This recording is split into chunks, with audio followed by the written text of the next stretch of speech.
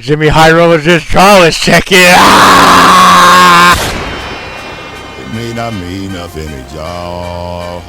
Understand nothing was done for me, so I don't plan on stopping at all. I want this shit forever, mine, ever mine, ever mine. Shutting shit down in the mall and selling that girl, she the one for me. And I ain't even planning to call. I want this shit forever, mine, ever mine. Hey, yo, is LeBron making Luka worse? I ain't gonna lie, me personally, I don't think so, but let's see what Jimmy got to fucking yap about, bro. We are now 7 games into the Luka Doncic era in LA, and after getting out to a rough start, things seem to be on the right path for the Lakers and their new superstar. But Luka still doesn't look quite like Luka. In fact, his first 3 games with the team was statistically the worst 3-game stretch of his entire career. Oh, brother. His first 3 games. Come on, bro. You're literally 3 games, bro. Give him a break, bro. New coach, new system, new team. Like, come on, bro. Now, there are plenty of great Don't piss me off, why Jimmy. This has been the case. The man is transitioning into a completely new system. He's playing alongside new teammates and just beginning to build chemistry with them. He's coming off of the most serious injury in his career, and he's playing himself back into shape. And of course, he's still mentally recovering from one of the most egregious cases of backstabbing in sports Facts. history. All of these explanations are perfectly Bro, reasonable. I heard he bought like a new house. I'm pretty sure everyone has heard of that. But like, come on, bro. He bought a new house and bam, gets traded. Like, fuck, bro. His pockets are hurting, bro. He's trying to get. I'm pretty sure he's trying to sell that house. What y'all think, bro? Comment down below. But some fans I'd be have hot. a fourth possible reason for Luka's recent slump.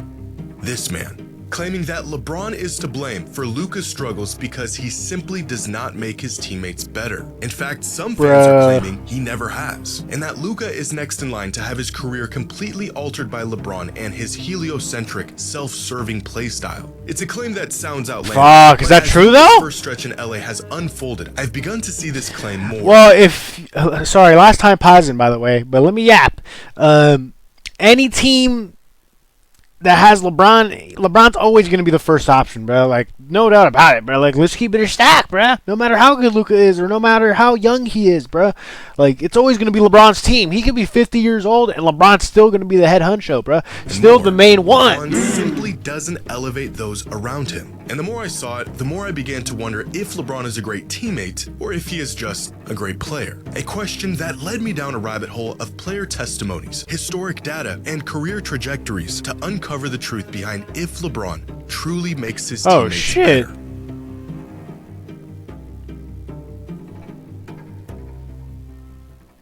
Today I knew it! He is the W Stein! Steve Jobs just clap it up! iPhone. Kevin Durant is still at Texas, and LeBron just dropped a 40-piece on the Pistons. An early masterpiece within his storied career, and fuel to the fire both for fans and critics. At this point, the world was well acclimated to the megastar LeBron was becoming. This kid isn't just good, he may be the best player in the world. But does he make his teammates better? In a Slam article published in March of 2007, the question was already being posed. The verdict at the time?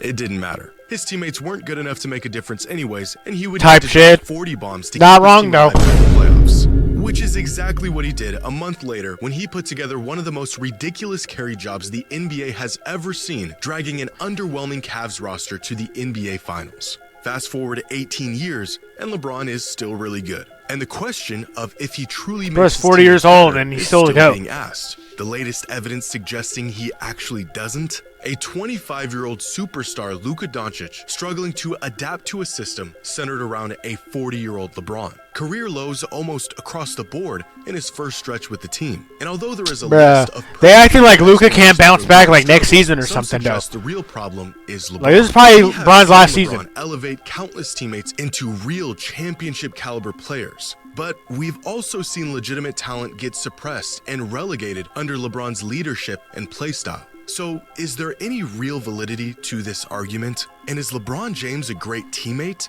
or just a great player?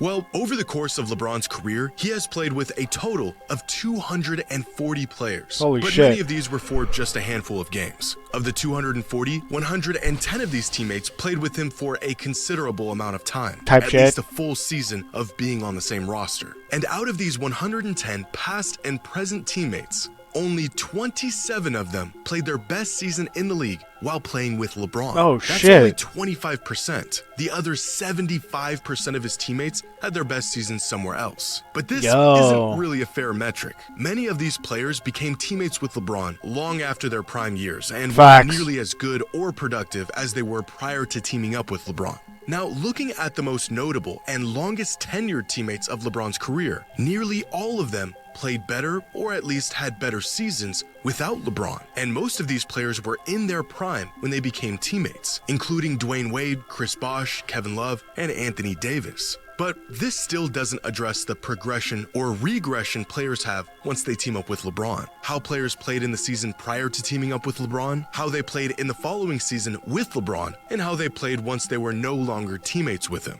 So here is every player that was a teammate of LeBron's for at least a full season's worth of games. 59 players in total. Motherfuckers just tired, my bad. Rashard Lewis to Anthony Davis and Chris Bosh. Now, of the 52 players who played at least a full season in the league before becoming teammates with LeBron, 26 of them saw an increase in their value and impact after teaming up with him. 24 had a decrease in their value and impact, and 2 of them stayed virtually the same. In other words, about half of LeBron's teammates played better, about half of them played worse. So it's a coin flip. On average, his presence was essentially a net neutral.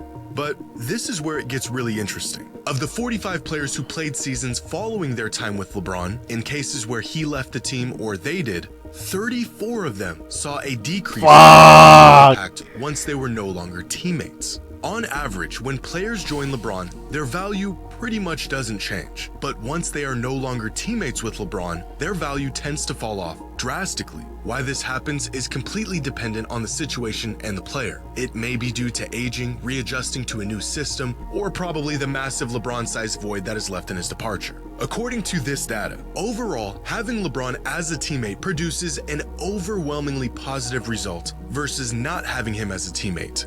Breaking news, I know, right? But it also tells us that, generally speaking, LeBron doesn't really make his teammates better. This data is far from perfect, but at the same time, everyone is like their own play style. Like, you know what I mean? Like, fuck, it's either you make a shot or you don't. You know what I'm saying? It's either you show up and perform or you don't. You know what I'm saying? You can't really depend on LeBron to be good. I don't know how to explain it, but you can't really depend on another person off of your own performance. You know what I'm saying? You got to show up too. Like, LeBron shows up. A lot about the impact LeBron has had. Am I spitting? He has played throughout his career. Or am I trolling? Typically, LeBron has made teams better, but not often do we see players, especially established players, take leaps in their game as his teammate. Oftentimes, his sheer dominance and other players fitting around his playstyle being the driving force for his team's success, which is actually revealed within this data, because the players that tend to see the most improvement once they become teammates with LeBron are the ones that mesh well with his playstyle. When emergency strikes, first responders rely on the latest technology. That's why T-Mobile created T-Priority, built for the 5G era. Only T-Priority dynamically dedicates more capacity for first responders. Oh, come on! Another one! 3&D off. Fuck, bro. I had an ad blocker, but then it was slowing down like my PC and the videos I watched. It had like an audio delay. It was bullshit. Long story short. Scoring threats Fuck! And shooters that space the floor and benefit from LeBron's playmaking. J.R. Smith, Mo Williams, Channing Frye, Kyle Korver, Rashard Lewis, and Shane Battier. Big men have consistently also benefited from playing with LeBron. Players like Ilgauskas, Tristan Thompson, Drew Gooden, JaVale McGee, Ben Wallace, and Timofey Mozgov have all seen a boost in their production and efficiency while playing with LeBron. Now, the players that tend to regress once they become teammates with him are usually the high-usage, ball-dominant players that are pushed into a more passive role when sharing the court with LeBron. Essentially, former first options that have to adjust to being second or at times even third options on offense, changing their touches, their rhythm, and even when and how they operate on the court. Players like Dwayne Wade, Chris Bosh, Kevin Love, Anthony Davis, Rajon Rondo, Russell Westbrook, and possibly where we might eventually find Luka Doncic. Fuck. This is the answer No way, to though. the age-old question we came here to answer today.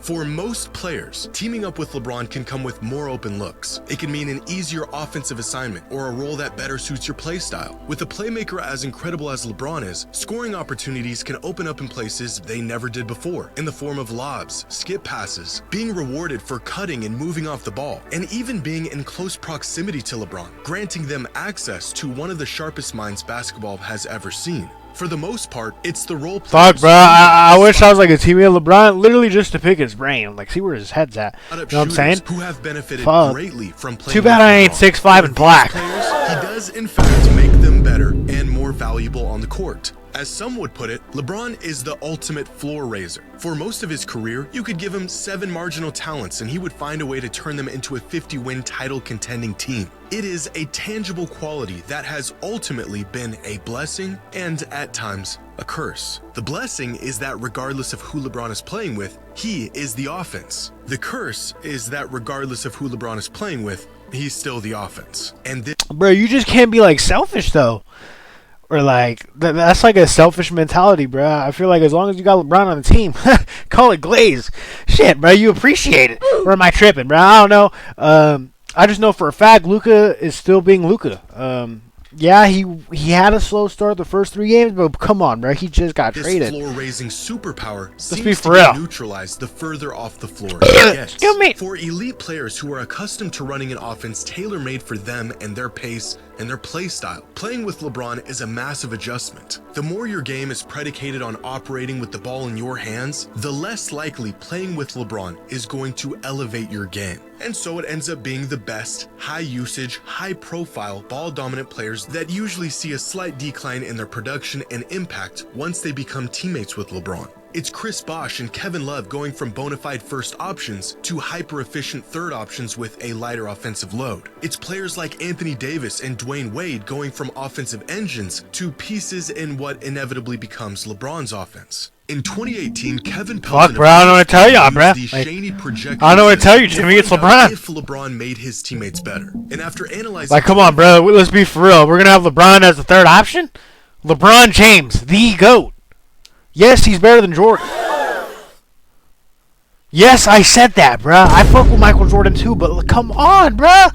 In terms of like the greatest basketball player ever, it's fucking LeBron James. But if you're talking about like the greatest winner ever, then yeah, it could be Jordan. You know what I'm saying? But like, come on, bruh. Greatest basketball player, like if you were to choose one on your team and at a pickup game at a park, I'm choosing LeBron all day, every day, bruh. What y'all think? Comment down below.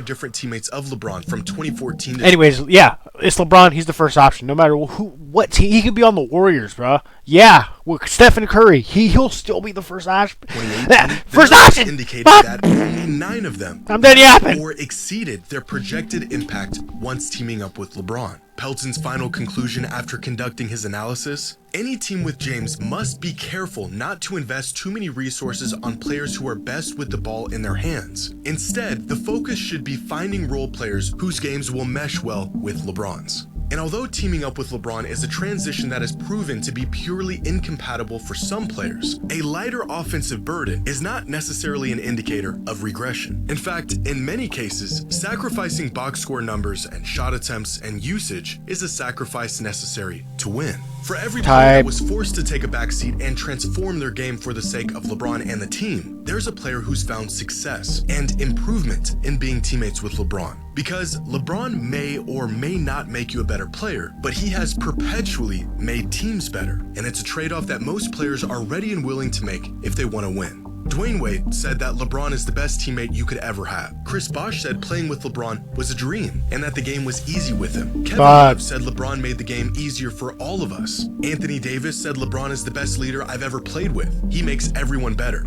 And this is the resounding sentiment of most players that have played with LeBron. He is the best player in the world and an even better teammate. LeBron put me in a position to succeed. He's a great teammate. He's a great teammate. He made the game easier for all of us. LeBron is the ultimate Bruh, the case closed. He's not making Luka worse. Like, he's a great teammate. LeBron makes the way to play every time. He is an incredible teammate. The numbers and data may get us closer to an objective truth behind this question, but it's the personal testimonies from teammates themselves that, to me, speak louder than anything. And all of this information that we gather here today gives us a small glimpse at where this duo may end up and the sacrifices that will be necessary if they want to tap into their full potential of what they can be as teammates. For 2 decades, LeBron has been the centerpiece to every roster he's ever been on. 240 teammates over the course of 22 years, all of them fitting around him. But at the age of 40, it might be time to pass the torch to a player who is ready to fill a role only LeBron once could. LeBron and Luka may be able to coexist just as they are without compromising their games. But if history has shown us anything, regardless of the talent available, and especially if the talent available is extraordinary, in order to be great, someone has to be willing to recalibrate their game in exchange for winning and what's best for those around them. A sacrifice that many great players have made. You just can't be selfish like with LeBron. Simple. Make for his teammate. And like knowing Luka, bro, like fuck, he's pretty unselfish, bro. He passes the ball, he literally gets triple doubles. So I doubt Luka really gives a fuck. He's just out there to hoop and have fun and smoke his hookah. What y'all think, bro? Comment down below, and I'll catch y'all boys. Last name ever, first name greatest. Like the sprained ankle, boy, I ain't nothing to play with. Started off local, but thanks to all the haters, I know G4 pilots on a first name basis. In the city, faded off the ground. Nino, she insists she got more class. We know, swimming in the money, come and find me. Nemo.